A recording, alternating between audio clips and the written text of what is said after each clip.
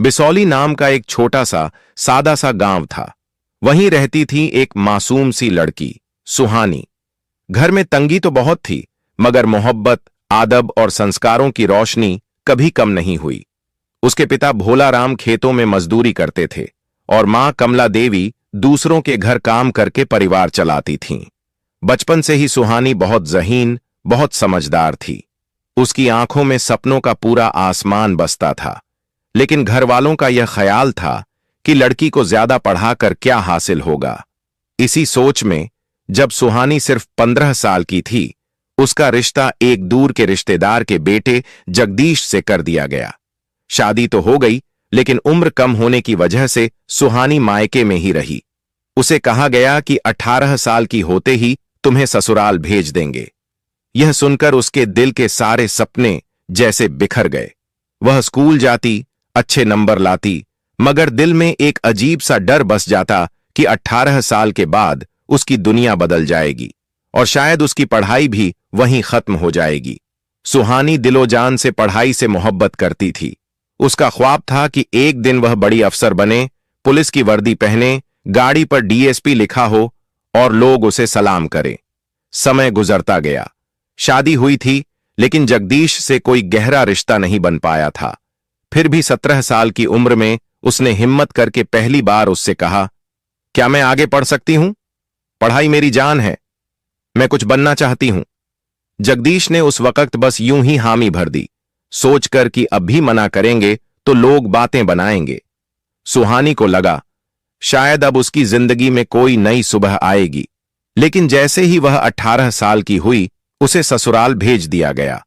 ससुराल बड़ा घर था, बड़ा खानदान था और उससे भी बड़ी थीं जिम्मेदारियां। सुबह आंख खुलते ही काम का ऐसा ढेर सामने होता कि सुहानी खुद के बारे में सोच भी नहीं पाती थी। सास सख्त मिजाज की थीं, घर में अनुशासन चाहिए। ससुर पुराने ख्यालात वाले, बहू घर संभाले, यही काफी है। जगदीश एक सरकारी स्कूल में चपरासी था। शादी से पहले उसने वादा किया था कि वह सुहानी को पढ़ने देगा, मगर ससुराल का माहौल आते ही यह बात धुंधली पड़ने लगी।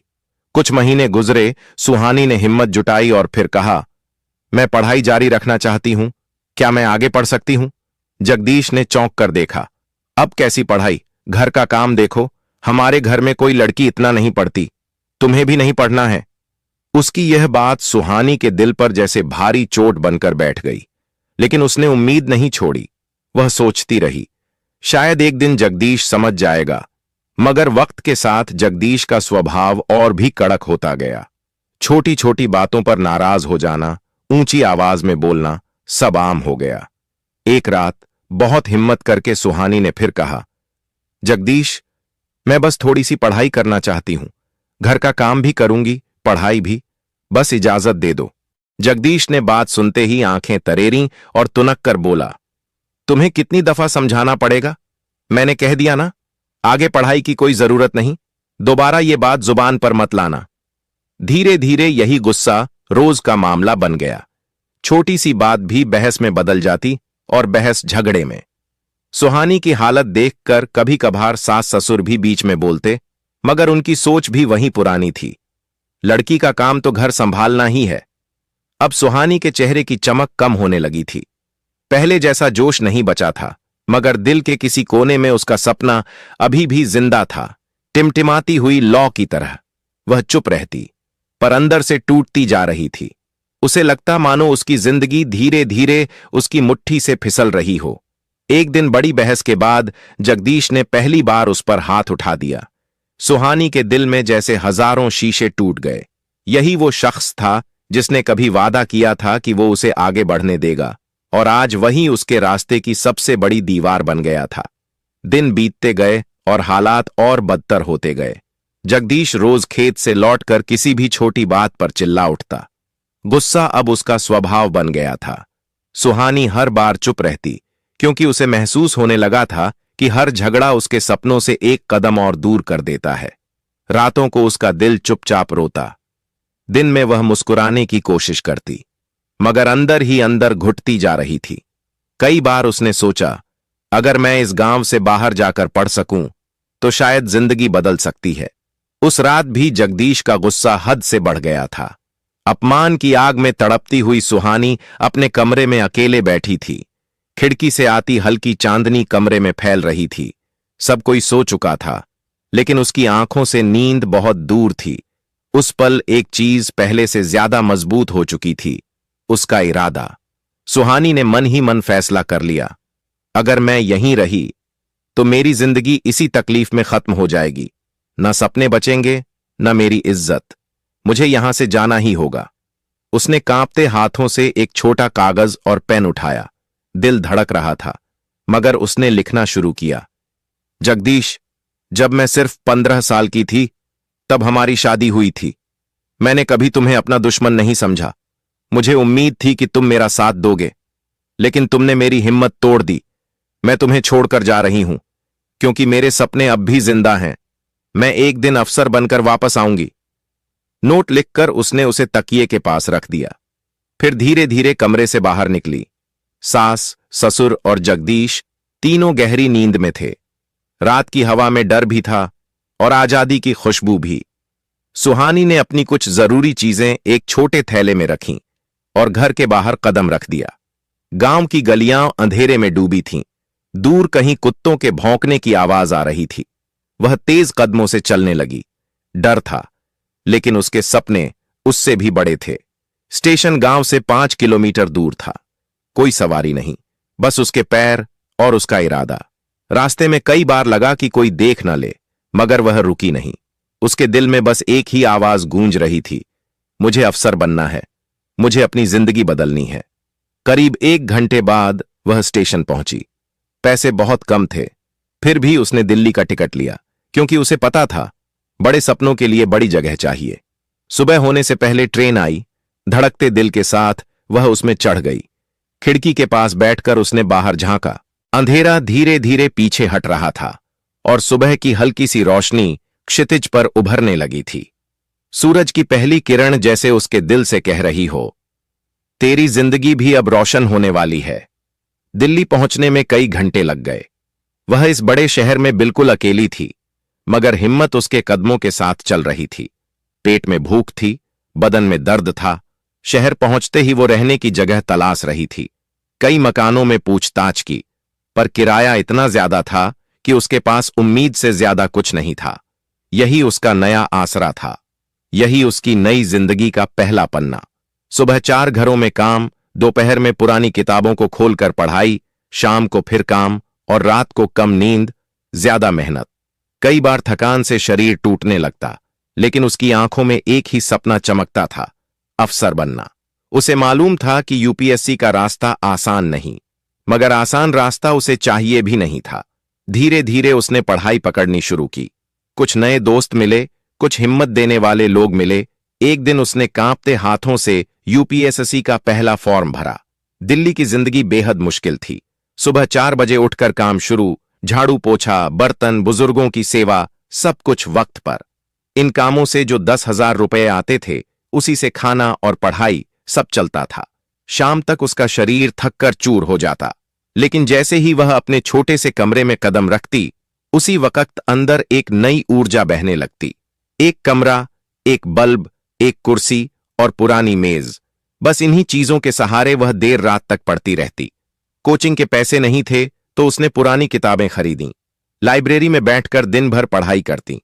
कई बार भूख सताती, वह बस पानी पीकर खुद को संभाल लेती।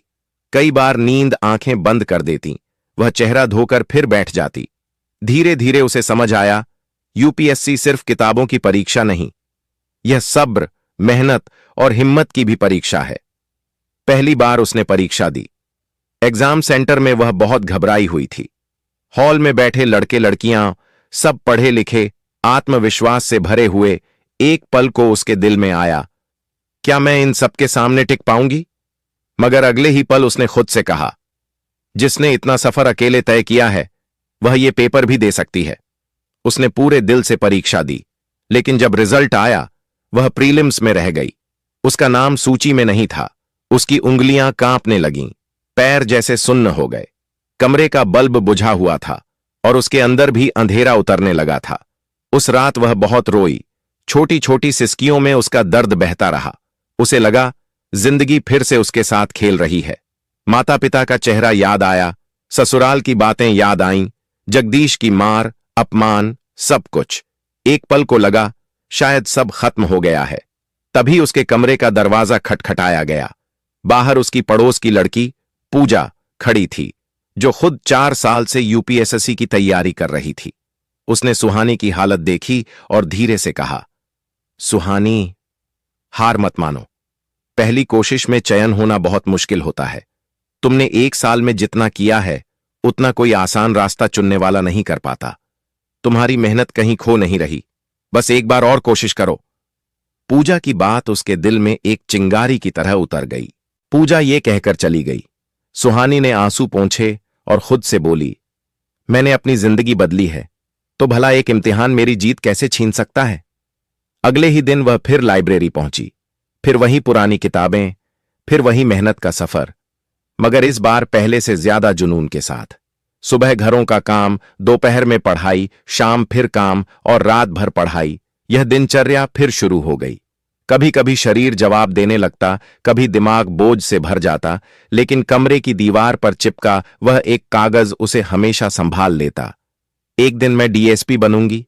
वह रोज उसे देखती और अपनी रूह में नई ताकत महसूस करती। दूसरी बार परीक्षा का समय आया। इस बार सुहानी ने अपनी पूरी जान लगा दी। दिल कहीं गहराई में कह रहा था, किस्मत ने मुझे 1 साल रोका है, लेकिन हमेशा नहीं रोक सकती। एग्जाम हुआ और इंतजार शुरू हुआ। दिन बीतते गए। रिजल्ट वाले दिन उसकी सांसें तेज हो गईं। वह कंप्यूटर स्क्रीन पर अपनी रोल नंबर की खोज में ऊपर नीचे पेज कर रही थी। हर बार पेज स्क्रॉल करती, पर नाम नजर नहीं आता। एक पल उसने हल्की सी आंखें बंद कीं और फिर दोबारा देखा। इस बार उसका नाम सूची में था। पहले तो यकीन ही नहीं हुआ। उसने पूजा को बुलाया, देखो मेरा नाम है क्या। पूजा ने स्क्रीन देखी और खुशी से उछल पड़ी, सुहानी, तुम पास हो गई, तुमने कर दिखाया। इस बार सुहानी की आंखों से जो आंसू निकले वो दर्द के नहीं, कामयाबी के थे। उसकी मेहनत आखिरकार रंग लाई थी। कुछ दिनों बाद फाइनल रैंक आई और सुहानी को बेहतरीन नंबरों के साथ डीएसपी का पद मिला। सरकारी गाड़ी, सरकारी मकान, वर्दी, सब अब उसके नाम था। जब उसने पहली बार अपनी पुलिस की वर्दी पहनी, आईने के सामने खड़ी होकर देर तक खुद को देखती रही। वर्दी में उसका चेहरा एक अलग ही रोशनी से चमक रहा था। उसकी आंखों में वह गर्व था जो सिर्फ उन लोगों को मिलता है जो अंधेरों से लड़कर रोशनी तक पहुंचते हैं। उसे अचानक याद आया, वही लड़की जो कभी अंधेरी रात में घर छोड़कर भागी थी, आज लोगों की सुरक्षा की जिम्मेदारी संभालने जा रही थी। उसने आसमान की तरफ देखा और धीरे से कहा, शुक्रिया भगवान, मेरी मेहनत को मंजिल मिल गई। डीएसपी बनने के बाद उसकी जिंदगी पूरी तरह बदल चुकी थी। अब गाड़ी भी थी, वर्दी भी, सम्मान भी और समाज में एक अलग पहचान भी। लोग दूर से सलाम करते, हर जगह उसका मान बढ़ चुका था। लेकिन उसके दिल में एक सवाल हमेशा सन्नाटा बनकर बैठा रहता, जगदीश कहां है, किस हाल में है। जब वह ससुराल गई थी, घर खाली मिला था। दरवाजे पर ताला जड़ा हुआ था। पड़ोसियों ने बस इतना बताया कि जगदीश और उसका परिवार किसी वजह से अचानक गांव छोड़कर चले गए। कहां गए, क्यों गए, किसी को पता नहीं। यह बात सुहानी के दिल में कहीं गहरी धंस गई। उसकी जिंदगी संभल गई थी, लेकिन पति की गुमशुदगी उसके अंदर एक खालीपन छोड़ जाती थी। वह अक्सर सोचती, इतने सालों में उसने मुझे ढूंढने की कोशिश क्यों नहीं की। इसी बीच सरकार की तरफ से एक अहम आदेश आया। मथुरा में होने वाले बड़े धार्मिक कार्यक्रम की सुरक्षा संभालने के लिए उसे भेजा जा रहा था। मथुरा, जहां रोज लाखों श्रद्धालु आते हैं। संकरी गलियां, भीड़ भरे रास्ते, हर तरफ भक्तों का सैलाब। यहां सुरक्षा का काम सिर्फ हिम्मत नहीं, बल्कि तेज दिमाग और जज्बे की भी मांग करता था। पर डीएसपी सुहानी को देखकर हर किसी को यकीन था वह यह जिम्मेदारी बखूबी निभाएगी। मथुरा पहुंचकर उसने पहली बार वहां की गलियों, मंदिरों और घाटों को करीब से देखा। रंग बिरंगे फूल, राधे राधे की गूंज और भक्तों का समुद्र। इस माहौल में एक अजीब सी शांति थी, दिल को छू लेने वाली। लेकिन उसे क्या पता था, यहीं, उसी भीड़, उसी शहर में उसे अपनी जिंदगी की सबसे बड़ी सच्चाई मिलने वाली है। मथुरा की भीड़, मंदिरों का शोर और भक्तों की लहर के बीच डीएसपी सुहानी अपने काम को समझने के लिए खुद मैदान में उतरी थी। वह उन अफसरों में से नहीं थी जो दूर से आदेश दे दें। वह हर मोड़, हर चौराहे, हर मंदिर के बाहर की स्थिति खुद अपनी आंखों से देख रही थी। भीड़ का दबाव, सुरक्षा व्यवस्था, लंबी लंबी लाइनें, वह सबकी बारीकी से जांच कर रही थी। साधु संत भजन गा रहे थे, गरीब लोग भीख मांगकर अपने दिन काट रहे थे। इसी भीड़ में उसकी नजर एक आदमी पर पड़ी। बहुत दुबला पतला, फटे पुराने कपड़े, वह सड़क किनारे बैठकर भीख मांग रहा था। पहले तो सुहानी ने ध्यान नहीं दिया, क्योंकि ऐसे लोग वहां बहुत थे। लेकिन जैसे ही वह उसके पास से गुजरी, वह आदमी कांपते हुए हाथ आगे बढ़ाकर बोला, माता जी, कुछ दान दे दीजिए। उसकी आवाज टूटी हुई, कमजोर और भरी हुई थी। लेकिन सुहानी के कानों में यह आवाज एक अजीब सी चुभन बनकर उतर गई, जैसे यह आवाज उसने कहीं सुनी हो। बहुत गहराई में वह रुकी, धीरे धीरे उसकी तरफ मुड़ी। चेहरा पहचान में नहीं आ रहा था, लेकिन फिर उसकी नजर उस आदमी पर गई। सुहानी का दिल जैसे अचानक रुक गया।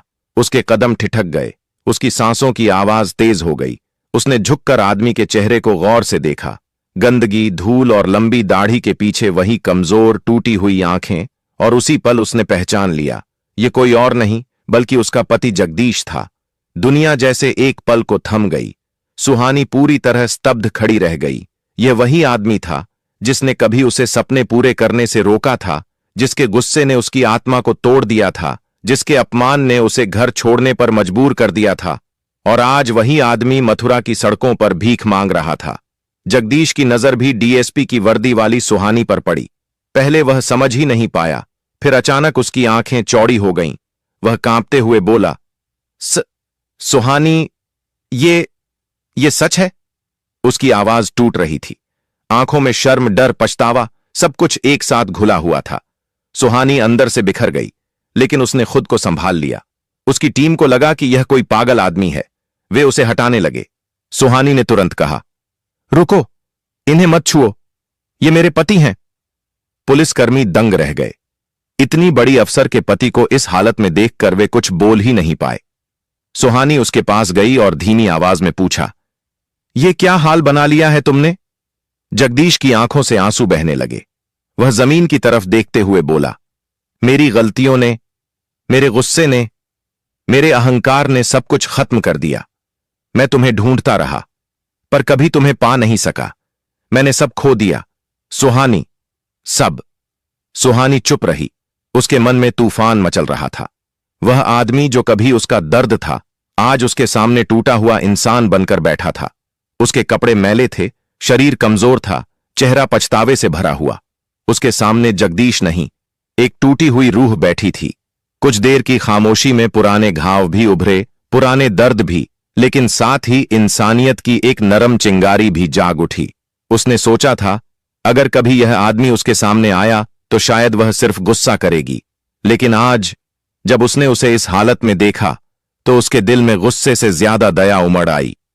जगदीश ने कांपती आवाज में कहा, सुहानी, तुम्हें देखकर मुझे एहसास हुआ, भगवान ने मुझे मेरी हर गलती का फल दे दिया है। जगदीश की आवाज भर्रा गई। तुम आगे बढ़ गई और मैं यहां सड़क पर गिर गया। इतना कहते ही वह फूट फूट कर रो पड़ा। आंसू उसके चेहरे की गंदगी के साथ मिलकर बह रहे थे। वह अपनी हथेलियों से चेहरा ढककर बोला, जो कुछ तुमने सहा वह सब मेरी वजह से था। मैंने तुम्हें रोका, तुम्हारे सपनों को तोड़ा, हमेशा गलत साबित किया। अगर मैं तुम्हारा साथ देता तो शायद मेरी जिंदगी भी ऐसे बर्बाद न होती। मैंने अपने हाथों से सब नष्ट कर दिया, सब। सुहानी ने गहरी सांस ली। वह उसके पास नीचे बैठ गई ताकि लोग उसे डर या शर्म की नजर से न देखें। धीरे से उसने पूछा, घर पर क्या हुआ था? तुम अचानक कहां गायब हो गए? जगदीश ने चोरी चोरी उसकी तरफ देखा।